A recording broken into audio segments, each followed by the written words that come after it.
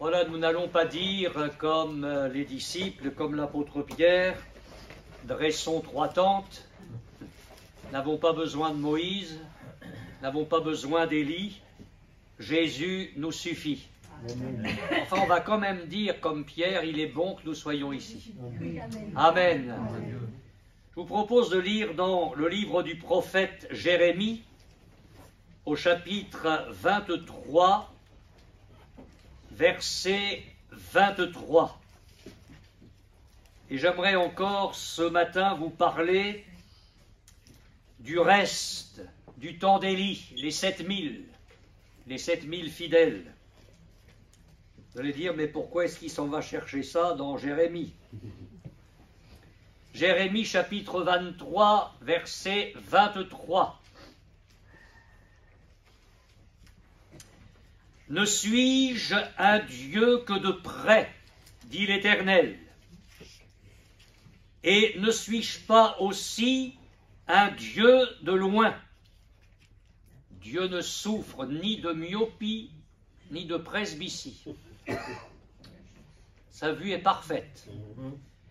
Quelqu'un se tiendra-t-il dans un lieu caché sans que je le voie, dit l'Éternel. Ne remplis-je pas, moi, les cieux et la terre, dit l'Éternel. À propos des 7000 fidèles du temps d'Élie, nous avons parlé de leur nombre. Et nous avons dit que Dieu tient ses comptes à jour. Il connaît tous ceux qui lui sont fidèles et qui demeurent dans ses voies. Nous avons parlé du nom de ces 7000, qui nous est complètement inconnu. Mais nous avons dit que nous sommes connus de Dieu, méconnus des autres, méconnus de ce monde, nous sommes connus de notre Père Céleste. Et ce matin, j'aimerais étudier avec vous ce que dit l'Écriture du lieu où se trouvaient les 7000. Vous allez dire, ben là encore, ça va être drôlement facile, parce que l'Écriture ne nous dit rien à ce sujet. Et pourtant, j'aimerais vous parler du lieu où se trouvaient les 7000 fidèles. Alors évidemment, l'étude peut paraître vite faite. Où se trouvaient les 7000? Où se réfugiaient-ils? La seule chose dont on soit sûr, c'est qu'ils se trouvaient sur le territoire d'Israël, dans leur pays. Alors on ne sait pas le lieu où étaient ces 7000. Et pourtant, avant de répondre à cette question, j'aimerais voir avec vous ce qu'il est dit des autres personnages mentionnés dans cette période d'apostasie outrancière, où Akab et Jézabel avaient emmené le peuple très loin du Seigneur. Où se trouvaient tous ces personnages dont il nous est parlé à partir du chapitre 17 du premier livre des rois?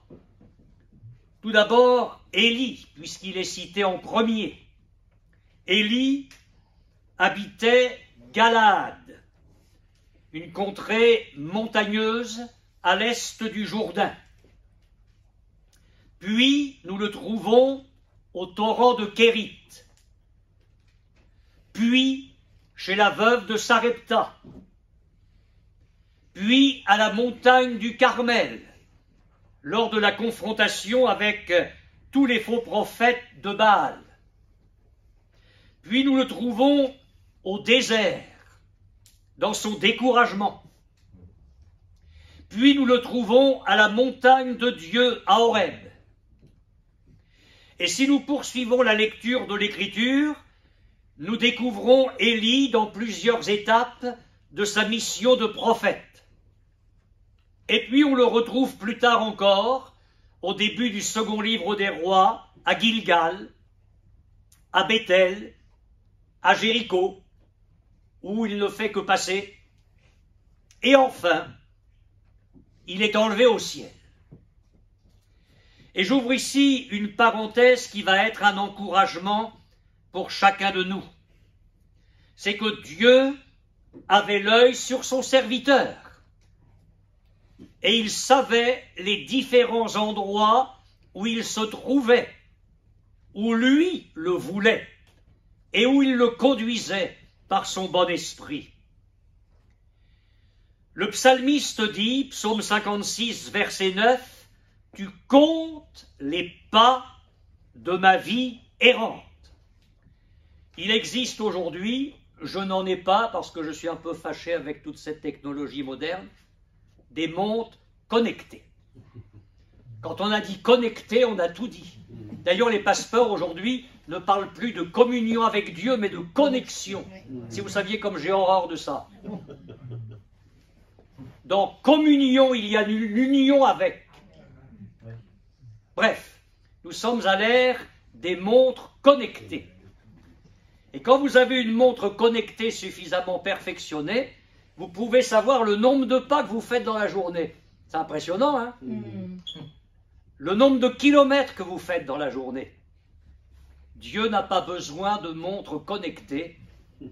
Il nous a largement devancés. Et l'homme de Dieu, inspiré par le Saint-Esprit, disait « Tu comptes les pas de ma vie errante. » C'est impressionnant, mais Dieu compte vos pas et il compte les miens. Ça, c'est encourageant. Il sait où nous sommes. Il sait où nous nous trouvons. Anne a chanté ce cantique dans le premier livre de Samuel au chapitre 2. « Il gardera les pas de ses bien-aimés. » Job, dans son épreuve, a dit, Job 31, 4, « Dieu n'a-t-il pas connu mes voies? N'a-t-il pas compté tous mes pas ?» Et dans ce même livre de Job, c'est Élihu qui dit à Job, Job 34, 21, « Dieu voit la conduite de tous, il a les regards sur les pas de chacun. » C'est impressionnant, mais ça relève de la grandeur et de la toute connaissance de notre Dieu. Et puis, le psalmiste dit au psaume 139, verset 3, « Tu sais quand je marche. » Alors n'oubliez jamais ça, après ce culte, vous saurez que Dieu compte tous vos pas. Et que Dieu sait où vous êtes, chez vous, au magasin, n'importe où, au travail, à la fac, n'importe où. Il sait où tu te trouves. Voilà pour Élie. Akab, bon, c'est pas grand-chose, il est dans son palais. Et certainement qu'il évolue un peu dans le pays. La veuve, eh bien, la veuve, elle est à Sarepta. Elle est dans sa détresse matérielle. Dieu sait, Dieu voit. Et l'homme de Dieu, le prophète, arrive chez elle. Et avec le prophète, la bénédiction. Avec le prophète, le miracle. Avec le prophète, le prodige. C'est une étrangère, mais Dieu aime tous les hommes. Et il va amener là un miracle sur la longueur.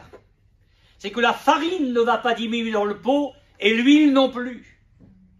Et elle va vivre dans une période de grande disette et de famine. Donc elle est là dans sa maison avec son fils et avec Élie. Abdias. Alors Abdias, vous connaissez son histoire, c'est un homme quand même qui craint Dieu, qui semble être fidèle à Dieu, et qui est le gouverneur du palais d'Akab. Alors on imagine qu'il évolue dans les hautes sphères. Dieu connaissait Abdias, et il savait où il était. Les 100 prophètes de l'Éternel, alors eux, ils sont dans des cavernes, dans 2 cavernes, cachées par Abdias, justement, cachées 50 par 50. Et Dieu les voit là où ils sont, dans leurs cavernes. Jézabel. Jézabel est dans son palais. Peut-être qu'elle aussi évolue dans le pays, mais en tout cas, elle est dans son palais. Le peuple d'Israël, il est dispersé dans l'ensemble du territoire du pays, dans le territoire d'Israël. Les 400 prophètes d'Astarté, Eux, ils mangent à la table de Jézabel. L'Écriture précise cela. Donc, ils sont dans le palais royal. Et voilà la question embarrassante pour mon message ce matin. Mais où sont les 7000? Où sont les 7000? C'est curieux que le Saint-Esprit précise les choses, on sait où sont les autres. Et quand Dieu dit « je me suis réservé, j'ai épargné pour moi 7000 », Dieu ne dit pas où ils sont. Et je vous dis, mes frères et sœurs, que là encore, le silence de la parole de Dieu à ce sujet est très éloquent. Alors permettez-moi de partager avec vous quelques questions que je me suis posées. Étaient-ils ensemble? C'est possible. Mais permettez-moi de vous dire que c'est peu probable. Se rassemblaient-ils, ces 7000, pour prier? On le souhaiterait pour eux. Mais je pense que c'était peu probable. Se retrouvaient-ils en petits groupes? Je vais employer un mot pour aujourd'hui. En petite assemblée. On n'en sait rien. Habitaient-ils tous dans la même région? Franchement, je ne le crois pas. Et je pose même la question, est-ce qu'ils se connaissaient seulement entre eux? Les 100 prophètes, cachés par Abdias, 50 par 50, pouvaient au moins se parler. Ils pouvaient se réconforter, se consoler, s'exhorter, et même prier dans leur caverne. Mais les 7000. Alors je voudrais vous dire ce matin, mes frères et sœurs, que ce qui importe, c'est de savoir que Dieu les connaissait, qu'il savait où ils étaient. Dieu savait quelles étaient les dispositions de leur cœur et leur fidélité inflexible, inébranlable. Et maintenant, j'aimerais voir avec vous quelques textes de la parole de Dieu qui sont autant d'encouragement et de stimulant pour votre foi et pour la mienne. Il est dit dans le livre des Proverbes au chapitre 5, verset 21, « Les voies de l'homme sont devant les yeux de l'Éternel qui observe tous ses sentiers. » Livre du prophète Jérémie, chapitre 16, verset 17, Dieu parle à l'égard d'Israël, mais je crois que cette parole de Dieu est vraie pour tous. Mes yeux sont attentifs à toutes leurs voies, elles ne sont point cachées devant mes yeux. Et encore, livre du prophète Jérémie, chapitre 32, verset 19, tu es grand en conseil et puissant en action. Tu as les yeux ouverts sur toutes les voies des enfants des hommes, pour rendre à chacun selon ses voies, selon le fruit de ses œuvres. Je n'ai pas l'habitude de dire ces choses, mais en méditant cette prédication, le Saint-Esprit m'a conduit dans une autre pensée, et c'est pourquoi je vous dis, permettez-moi une digression, un petit détour, et j'ose vous dire qu'il y a là une parole prophétique. Pour illustrer ce que je suis en train de vous dire, que Dieu connaît chacun et la situation de chacun, je voudrais vous parler d'Agar. Ça n'a rien à voir avec notre texte ce matin, mais au moins il y a ce lien, c'est que Dieu connaît l'endroit où nous sommes. Nous allons lire dans le chapitre 21 de la Genèse, verset 1er.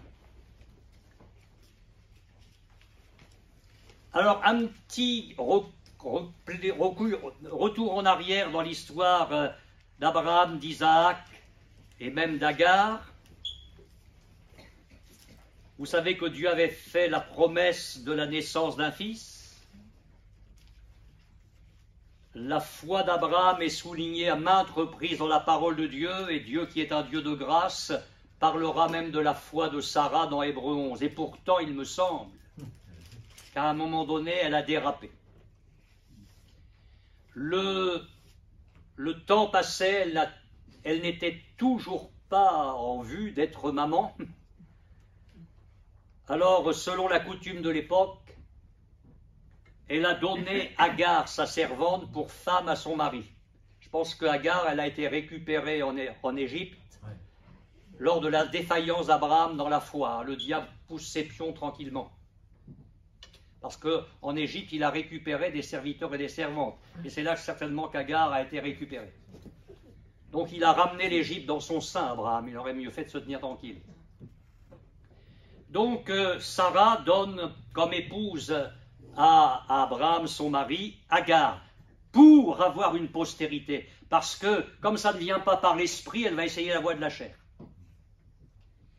Donc Ismaël va naître, va grandir un peu, mais Dieu lui poursuit ses plans. Verset 1er du chapitre 21, l'Éternel se souvint de ce qu'il avait dit à Sarah, c'est-à-dire que la voie de l'esprit va s'introduire là dans la voie de la chair et va tout dynamiter. Et ça va faire du dégât. Parce que Dieu n'a rien à voir avec la chair. Tout ce que nous élaborons dans l'incrédulité, dans le doute, tout ce que nous construisons par la chair, le jour où Dieu arrive avec l'esprit là-dedans, ça dynamite tout. Et il y a des souffrances.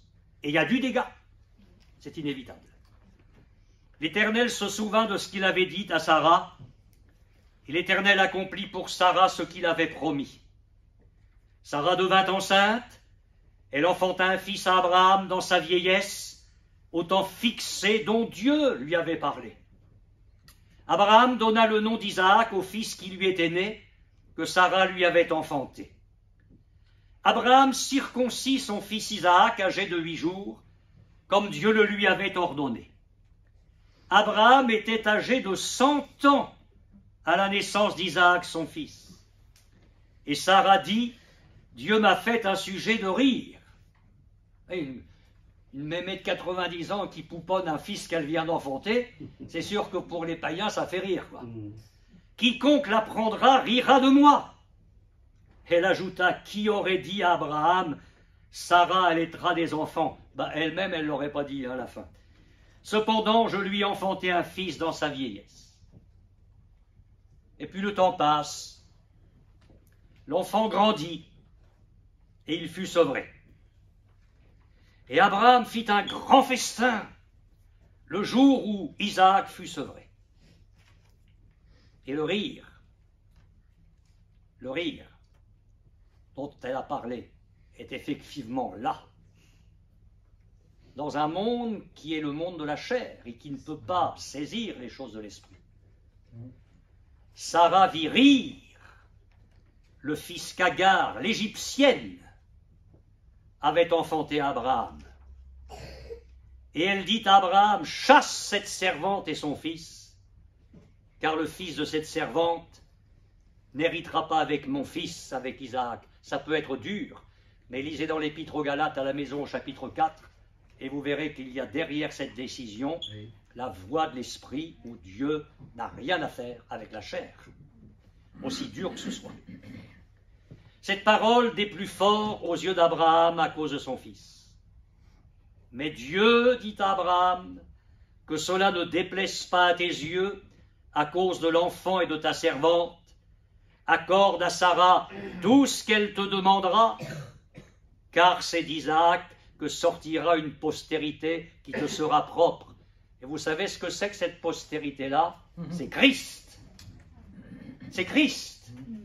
Il faut attendre l'enseignement apostolique pour découvrir sous la plume de Paul que la postérité d'Abraham, c'est Christ. Et c'est pourquoi Dieu tient bon dans cette ligne-là. Alors Sarah s'était déjà distinguée par son mépris. Parce que quand elle s'est vue enceinte, elle a méprisé sa maîtresse, Sarah. C'était pas très gentil, et ça prouve qu'il y a là quand même un drôle de climat dans son cœur. Quelques années après, les choses se compliquent encore. Dieu dit au verset 13, « je ferai aussi une nation du fils de ta servante, car il est ta postérité. Alors on oublie maintenant ce contexte et on va voir comment Jésus, parce que l'ange de l'Éternel qui va apparaître, c'est Jésus, va s'occuper de cette femme qui ne mérite rien, qui n'a le droit à rien. Et vous allez voir comment Dieu va s'y prendre. Abraham se leva de bon matin. Il prit du pain et une outre d'eau qu'il donna à Agar et plaça sur son épaule. Il lui remit aussi l'enfant et la renvoya.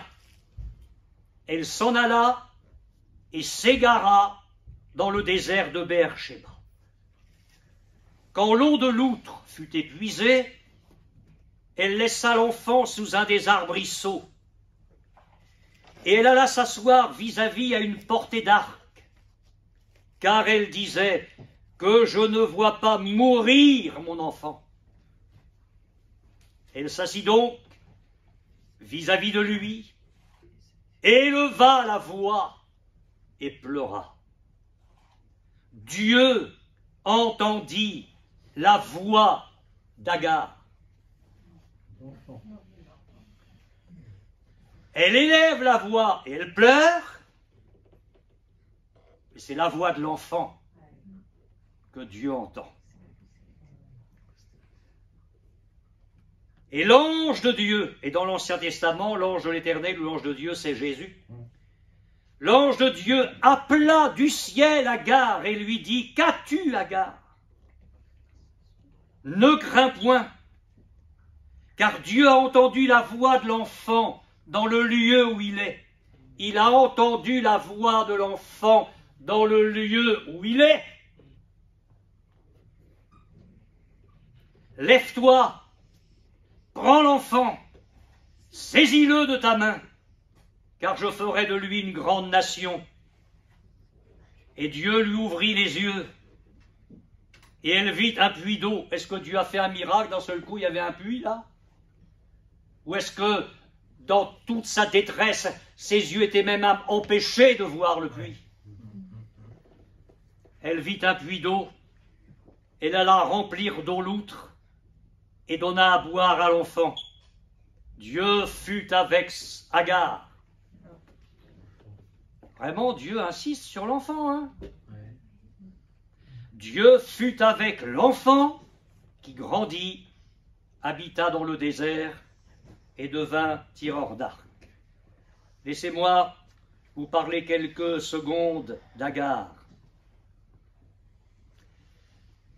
Quand l'ange de l'Éternel la voit, quand l'ange de l'Éternel lui parle, quelle est la situation de cette femme, de cette mère?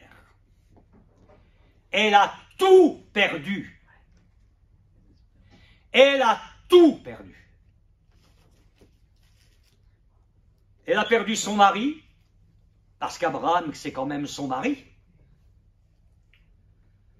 Elle a perdu son emploi. Elle a perdu son logement. Elle a perdu ses faibles ressources matérielles et financières. J'oserais même dire que le pain qu'elle a emporté et l'eau de l'outre sont épuisés, donc elle a même perdu le minimum vital. Elle n'a plus rien. Et il y a un seul avenir pour elle et pour son fils, qui est déjà un adolescent, c'est la mort.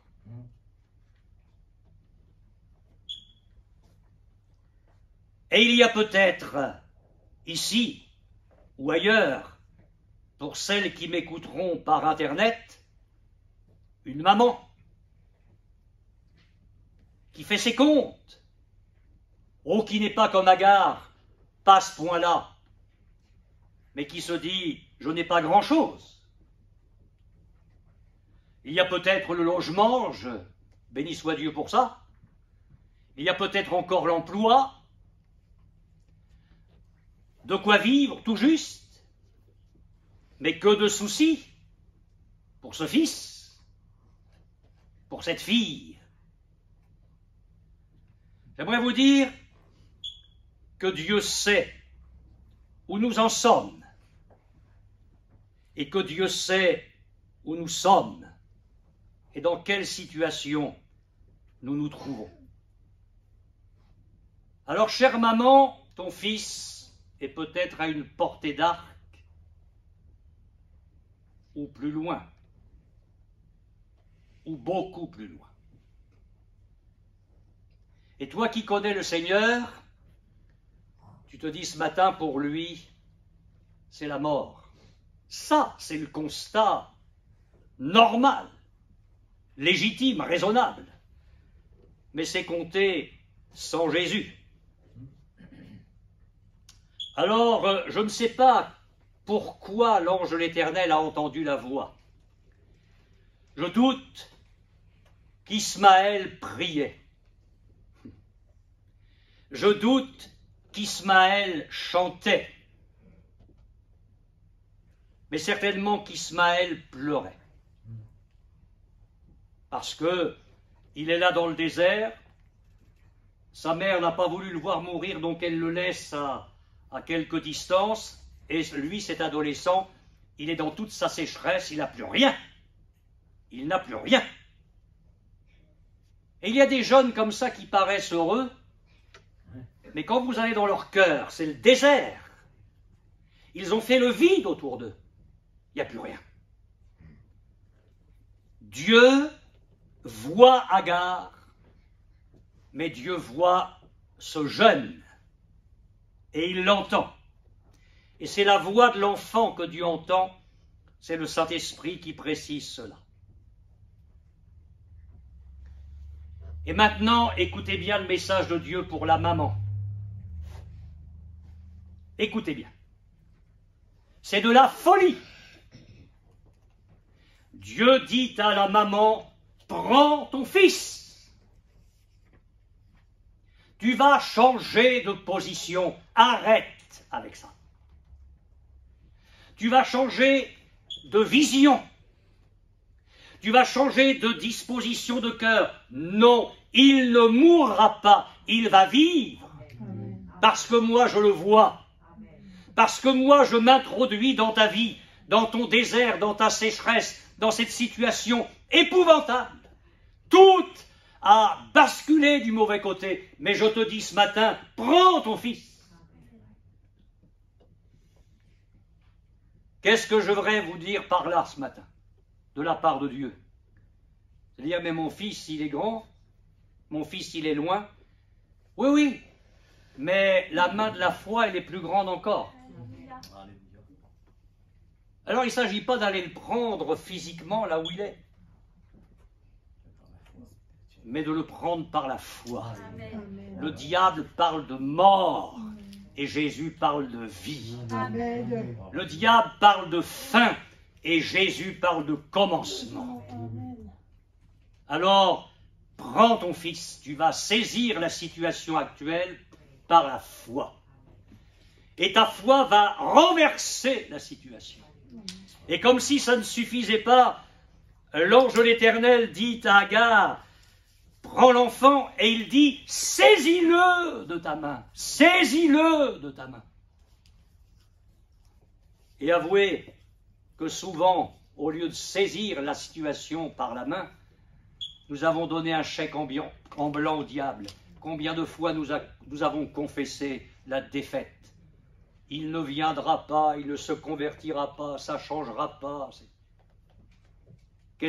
Il a 12 ans, 15 ans, 28 ans, 30 ans, 40 ans. Dans quelle situation il est? Je suis en train de vous dire que ce matin qu'il y a une espérance pour nos familles. Amen. Dans nos déserts, dans son désert, là où il est, là où elle est, Jésus a quelque chose à faire. Nous avons à collaborer avec lui dans la foi. Et l'ange de l'Éternel va faire autre chose et il va ouvrir les yeux d'Agar. Vous savez, sur le chemin d'Emmaüs, ils n'ont même pas reconnu Jésus. C'est pour vous dire qu'il y a des moments où on n'y voit plus rien par l'incrédulité, le découragement, la situation. Alors Jésus fait un miracle, il ouvre les yeux d'Agar et elle voit un puits. est-ce que tu serais dans une telle situation où tu ne vois même plus le puits?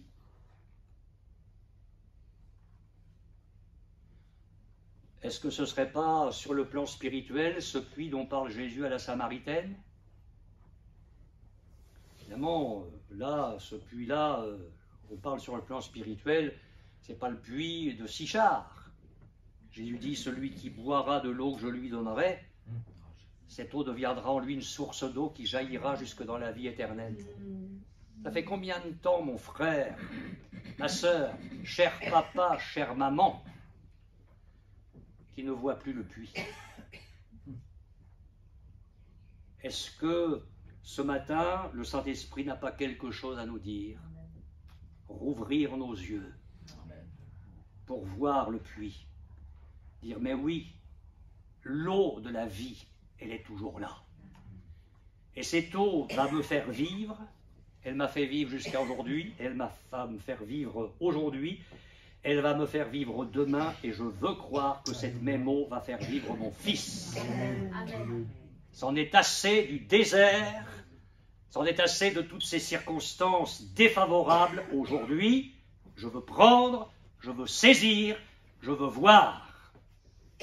Alors elle a bu de l'eau, elle en a donné à son fils, et puis Dieu a pris soin de la maman, il a pris soin de l'adolescent, l'enfant a grandi, il s'est marié, il a eu un emploi, et on sait ce que Ismaël, quelle nation importante, nombreuse, est née de lui, et j'ose dire une nation qui, avec le Messie, va connaître le Seigneur.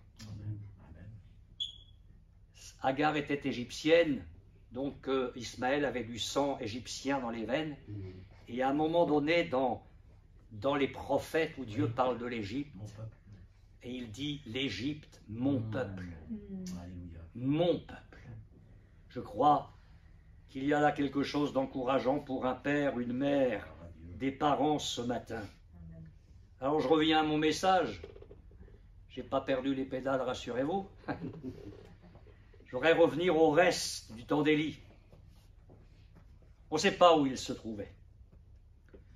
Mais que pouvons-nous en déduire pour le temps actuel? C'est ça qui est intéressant et c'est avec ça que j'aimerais finir.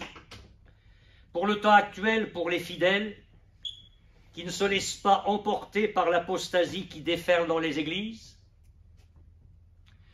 le reste qui se réunit en assemblée, en petite assemblée pour certains, qui se retrouve aujourd'hui dans une salle à manger, peut-être à quelques croyants, mais qui n'ont pas d'église, ou peut-être même à une chrétienne, à un chrétien, adulte ou âgé, qui ce matin est seul, sans église, sans autres frères et sœurs, qui est là seulement avec sa Bible et Jésus à la maison. Dieu les voit. Et je vous dis, Dieu vous voit.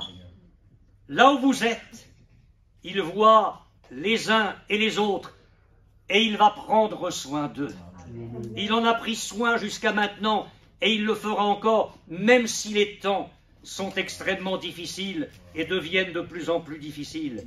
Et je vous le dis avec force, amis chrétiens, Dieu sait où nous sommes, non pas où nous en sommes, mais Dieu sait où nous sommes, et il va prendre soin de nous.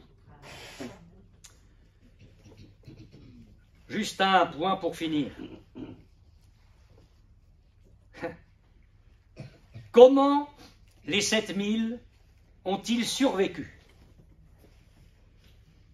Qu'est-ce qu'ils ont mangé? Comment ont-ils été nourris? Alors je sais que Élie a été nourri par les corbeaux, air corbeau, matin et soir. Un vrai miracle, hein, parce que les corbeaux, ce sont des carnassiers. Il faut m'expliquer comment des carnassiers apportent de la viande, prophète, matin et soir.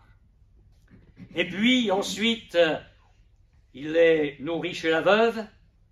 On a parlé du miracle tout à l'heure. la veuve, bien, elle est nourrie, j'allais dire, dans le prolongement du miracle apporté par Élie.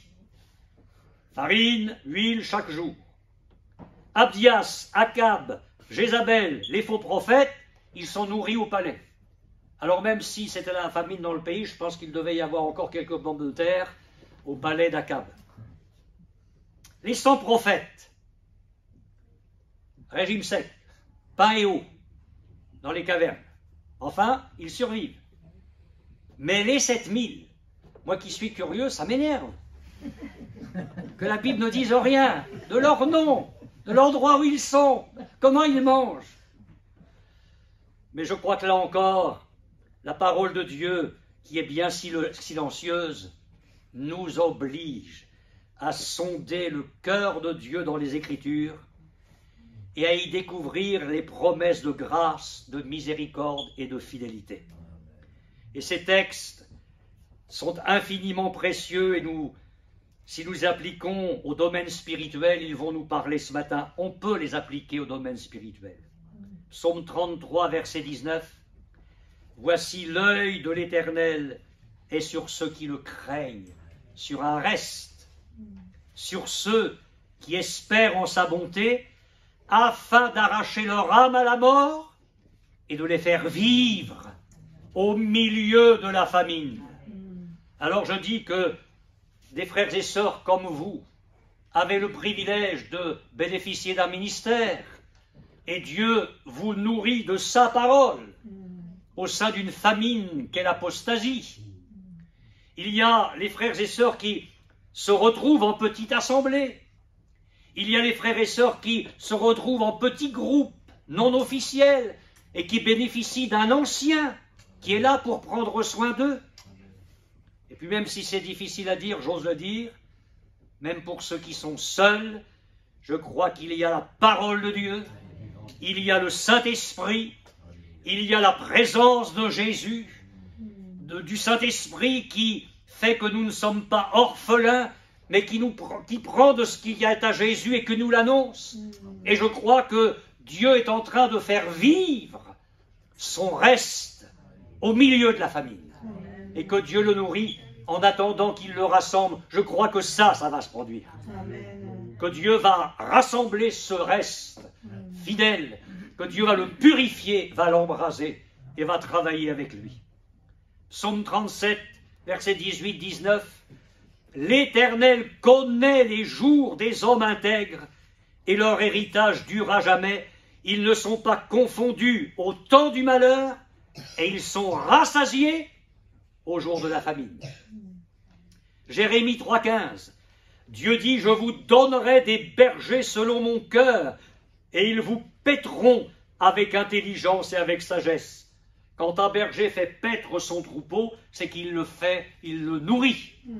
Là où le troupeau va paître, il est nourri. Ésaïe chapitre 1er, verset 19. Si vous avez de la bonne volonté et si vous êtes docile, vous mangerez les meilleures productions du pays.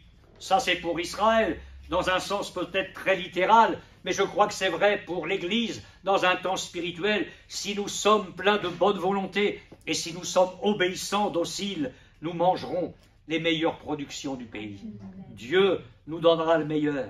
Ésaïe 55, 2.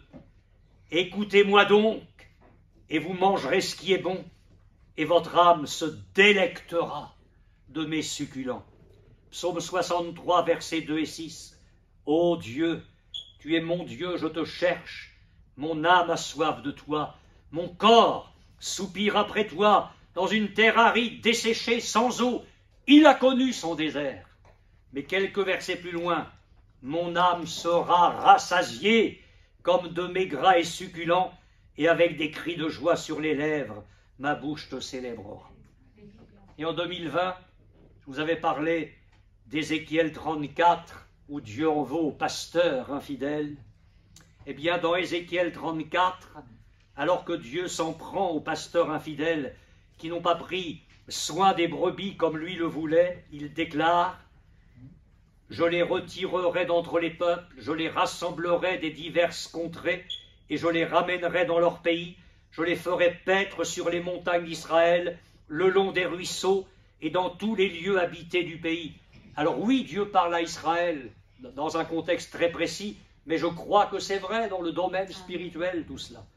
J'établirai sur elle un seul pasteur qui les fera paître, mon serviteur David. Mais au moment où Ézéchiel prophétise, David est mort depuis longtemps. De qui le Saint-Esprit parle-t-il?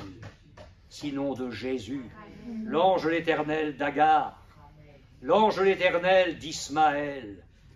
C'est sur ce reste dispersé aujourd'hui qui souffre, qui est parfois sous-alimenté de la part des hommes, mais dont Dieu va prendre soin. C'est sur ce reste-là que Dieu va établir Jésus comme souverain berger. J'établirai pour elles une plantation qui aura du renom. Elles ne seront plus consumées par la faim dans le pays. Elles ne seront plus consumées par la faim. Dieu va vous nourrir chaque jour. Alors en conclusion, pour le reste du temps d'Élie, c'est un reste compté par Dieu, aucun n'est oublié, un reste méconnu des hommes et des apostats, méconnu de Dieu, un reste pour lequel Dieu sait où il se trouve, il sait où sont ses fidèles, il en prend soin, il les fait vivre au milieu de la famine. Alors je vous dis, mes frères et sœurs, prenez courage et rendez grâce à Dieu. Amen. Et pour les parents, prenez votre fils, votre fille, saisissez-le, saisissez-la, que Dieu vous ouvre les yeux sur le puits et qu'il vienne boire. Mais vous allez dire, mais si je pouvais, mais oui, nous le pouvons, par la foi, et des bénédictions, des miracles sont devant nous. On va en reparler quand Dieu va le faire. Et nous verrons que l'Esprit de Dieu a toujours raison. Nous prions le Seigneur.